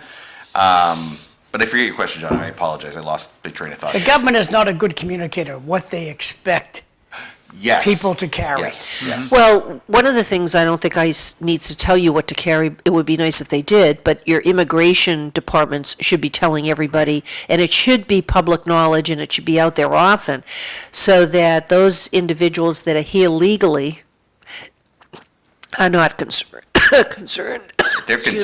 I mean, they're as much as it's the detaining part that people are worried about, right? that's because of what they know from their other countries. Yeah, the video that they captured of that gal Excuse me. last week of being carted away from the middle of the street, it's scary. It is. I think, here's the thing. I think, at the federal level, and, I do a lot of work around immigration. I speak about immigration. I think he probably pushed really hard because Donald Trump is not like a 0 to 10 guy. He's a 0 to 100 guy, right? And I think he'll start getting pushback on some of that. And I think it'll loosen up, I hope. That's really my thing. And for Afghans, we still have hundreds of veterans down in D.C. trying to work with the current administration to work on specifically for Afghans. One thing that Afghans have that maybe like a Venezuelan, and it's not always fair, we went to war for 20 years in Afghanistan. We know the people of Afghanistan. So they have veterans that are willing to go talk to Mike Waltz or to talk to, I was on CNN last month talking about. Cool. Yeah, it was cool. It was Jake Tapper, and it was about. Now, where did you sit for that? My house, actually. It's really Oh, weird. would they Zoom or something? Yeah, there's a weird screen you stare at. You actually don't see Jake Tapper. You talk to, he asks you questions and you answer them, but you just answer the screen. Was it live or recorded? Recorded. So the person we were advocating for is an interpreter that's still trapped in Afghanistan, so we had to do it recorded, so his voice. But the thing is, I'm out there, I'm putting it out, we're putting it out, and Afghans have all of these veterans that really are trying to be like, hey, these guys were kind of invited here. Listen, Biden screwed up, everything went to crazy, but it was veterans that came together that tried to fix it. And then we fought Biden for 3.5 years. We fought them for 3.5 years to fix the process so Afghans could come here legally, and they still do, but it just takes forever. Well, they don't. They did in his. Well, we have to age. demand of Lori Trahan to fix this. Yeah. I've talked to Lori Trahan's office several times. So All talk and no action. Okay, how many, if you can't know everything, how many illegals are in the Chelmsford school system? Can you speak to that? to my knowledge, 0. Okay. Tomorrow City Life, we got, Cliff Krieger's gonna be here. Slide this up so you can see it. Cliff Krieger's the host, Eileen Del Rossi's gonna be here, and Melanie Gilbert from the Little Sun, she's gonna be here too, so that's tomorrow City Life. So Okay, so what can veterans do to help you out, buddy? So absolutely. So check out our website. I think this is the big thing. If you're an Afghanistan or Iraqi veteran, especially like the OIF, OEF, that's kind of the groups that have gotten together. Check out massafghanalliance.org. You can volunteer on there. You can say, hey, I'm a veteran. There's a little note section. You're like, hey, I'm an Afghanistan veteran. We'll get you involved that way. If you're interested in helping, right now we're building programs to help the Afghan women integrate. Okay, Speedy Gonzalez, how do we, I'm trying to talk fast. put this up on the screen. Got a lot to say. I know. Little time. Mass, what? Massafghanalliance.org. AFGAN? GHAN. G, HAN. I looked at the girls in school. Alliance.org. 2 L's? 2 L's. .org. So massafghanalliance.org There you is go. your website. There it is. Who? Mass Afghan Alliance, founded in Chelmsford, Mass. So we do a lot of work with Afghan women. Our co-founder is an Afghan woman. So this is our website. And then if you wanted to donate, there's a big green donate button on the top right. And if you And could, there's one here too. there's so- one there. There's a red one there. So we got buttons all over that thing. And $50 goes a long way. We're paying a rent. One of the things that went away with the federal money is rental payments. So a lot of when they come in, they get a certain amount of rent. Well, all of that went away. So we've been covering rent now for a few different families until they get on their feet. But so any amount of money helps. So this is what we're doing. This is the work. We also handle reunification families. We work a lot with, we have evacuees that came through that didn't have their whole family. And we really work hard to try to get them out. But these are our volunteers. That's a nice website. Who Yeah. designed that? So I use Squarespace, and then I hired a part-time designer, like an Oh. hourly. So it's kind of like Well done. Thank you. Yeah. We call it a low bono because we're all like small business owners. So we give each other big discounts and help each other. So again, if you want to go to Yeah. this on your own computer, it's massafghanalliance.org. Yeah. It's nice because it's simple and it's intuitive. I hate it when you have to figure out where to go to find out stuff, I hate when they say, click here for this, and it says, now click here. Click, Yeah, click, yeah. click, click, You're click. right. Yeah. Hit donate and see what it has to say so people are familiar. Send money. And then you can actually donate if you want to, John. You don't even have to just click it. You can Yeah. actually just. What Well, happened I to was go to asking. donate? Either one of those. So you go down, and it kind of gives you a little bit about our mission, and this is just general funding. What we're working on right now is women's programs to help Afghan women get access to the medical care they need. Again, some of those programs are going away just because of the federal changes. So if you donate via a charge card, do you get 100% of the money? Nope, it's super annoying, actually. I didn't realize that was a thing until I started collecting money. If you get paid on a credit card, so $100, there's a fee, you'll lose $2 out of those. I like the idea you're helping women because that's Yeah, what, but you've got that's what 98. Project Compass started doing. That's what they do, help women between the Yeah. ages of 18 and 24 Yep. that have children, and they take them in. to So their John, I houses. would So, ask you, Good for on you. these donation things, you should change this to $12, $27, Yeah. $52, $102. Just to get the money back? Get it Yes. out, yeah. So it's even. And people will would get know. the, well, no, I'm not gonna give them 100, say for you want to give $50. Mm-hmm. I'm gonna click on that and hit donate and see what happens. Oh, now you're committed, John. He's committed, John. I better see No, it doesn't know who I am yet. So, I can't change that. I can't make it 52, right? Oh, interesting. I actually didn't know. I You haven't. need an other button. I need another button. Okay, I'll put another I'm just, Yeah, that's a good idea. I'm just throwing it out there. Take a So- look. Do Yeah. you get your real estate taxes in the mail? But there's also the Take a look at liability, if ATF. I added a 0 to this 50 by The zero. accident, Uh-oh. I mean, so maybe you should consider leaving. I will. That's a good idea. I never actually thought of that. But yeah, so when you're in a nonprofit, you collect through the credit cards, but there are a lot of people that won't do big donations on credit card. They will just do it they'll do it on check because they know they don't want that Now, extra money to go up. this venue, where is this? That's the Chelmsford Center for the Arts, the second floor. That's where you're gonna be tonight. Yeah, that's where we'll be tonight. The same room, actually. Same room. There'll be more people. We're gonna have food. We're gonna have a DJ this time. There'll be people taking. We'll have professional photographers there taking photos of people if they want to dress up. It's gonna be.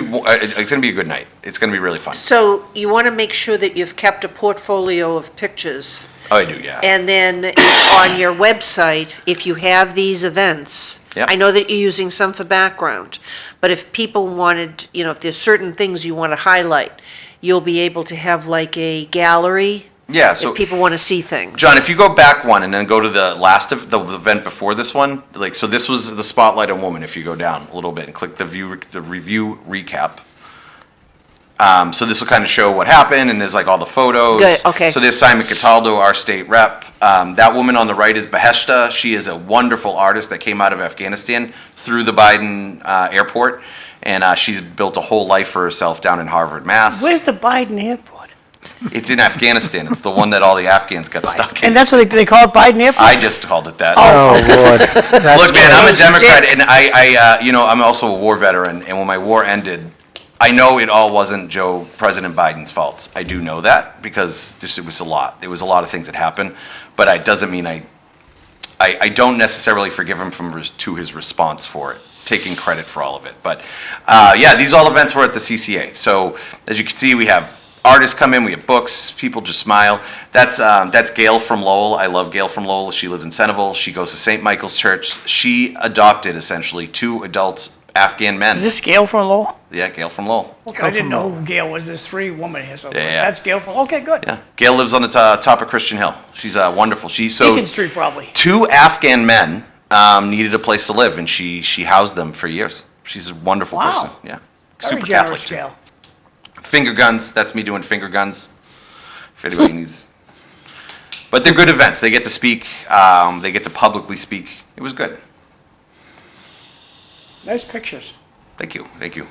So the other thing so we want to make sure that people know that they can donate to this. The money goes, directly. So far, you're not paying people. Is that correct? It's not salaries? We're not. No, all of our money goes directly back into programs or programming or. Right, we want to events. make sure people know that. Yeah. All tax deductible.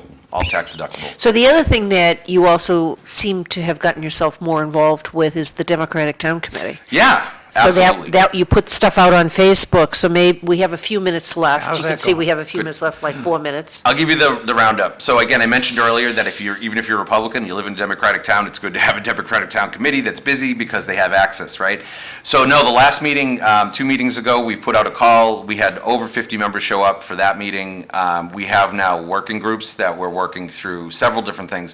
One of the things we would like to do is get that 16% number up and keep people interested. But it's been actually very successful. We've peeled out new board positions. We're doing things in the DTC that haven't been done for a long time, and it's going well.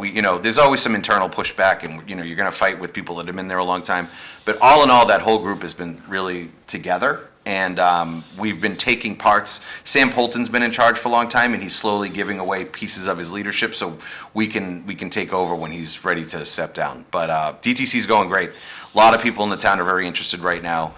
A lot of them, they have different politics maybe than a normal not a normal, but a different, than a Democrat. The average. The average Democrat, and but we're all listening to each other, and we're talking about the things that we want to fix in the town. So we're working on it. It's going well. I'm really proud of the town for how they come forward all the time. Now, with the people, have you had more people that are younger? Are they the older people? That's good. So you've got more younger people involved? Yeah. In terms of what age Comment from bracket? the audience, great show today. Grand slam on the apple. Thank fritters. you. I didn't make the fritters, but thank you for everything else. So is there anything else? I mean, we have like 2 minutes. Is there anything else, John, that you can think of that you want to talk about? We talked about school committee. Is there Yeah. anything there that we missed that you think that's coming up that needs to be emphasized? And then you have your organization, there's an event today. Yeah. I'm certainly sure you're planning on the next event. Yep. And then the Democratic Town Committee. Is there anything else that you'd like to talk about? No, I think my family's great too. I have a family, by the way, everybody. I don't just work and have a nonprofit. They're doing really well. My wife and kids do. No, I don't have anything specific.